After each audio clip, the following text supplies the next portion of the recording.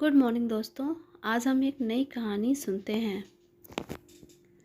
एक कस्बे में एक विधवा अंधी औरत रहती थी। उसका एक बेटा था जिसके पालन पोषण की सारी जिम्मेदारी उसके कंधों पर थी।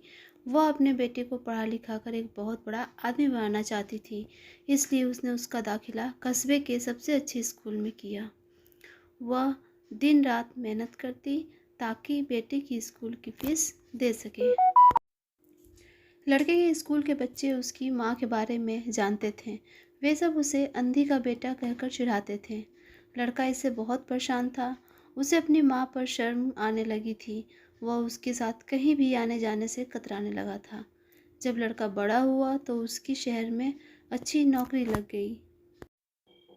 पूछते पूछते वह बेटे के ऑफिस पहुंची। वहां सिक्योरिटी गार्ड ने उसे रोक दिया। अंधी औरत ने गार्ड को अपने बेटे का नाम बताया और बोली कि उससे जाकर कह दो कि गांव से कोई मिलने आया है। गार्ड ने जाकर उसके बेटे को बताया।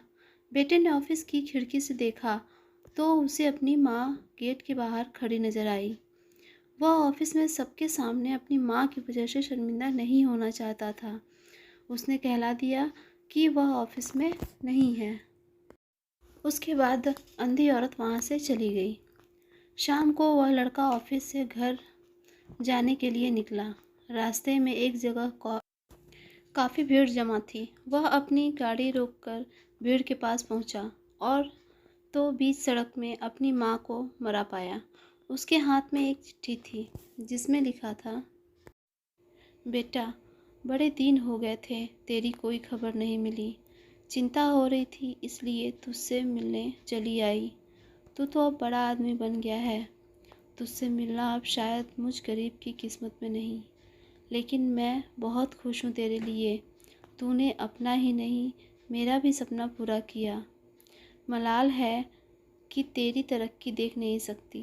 काश बचपन में तेरी आंखों में सरिया न घुसा होता तो मुझे तुम्हें अपनी आंखें न देनी पड़ी होती, तो तेरी तरक्की अपनी आंखों से देखकर सुकून से मरती।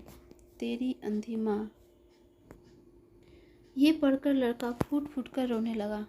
जिस अंधी माँ पर उसे शर्म आती थी, उसने उसके लिए कितना बड़ा बलिदान किया था।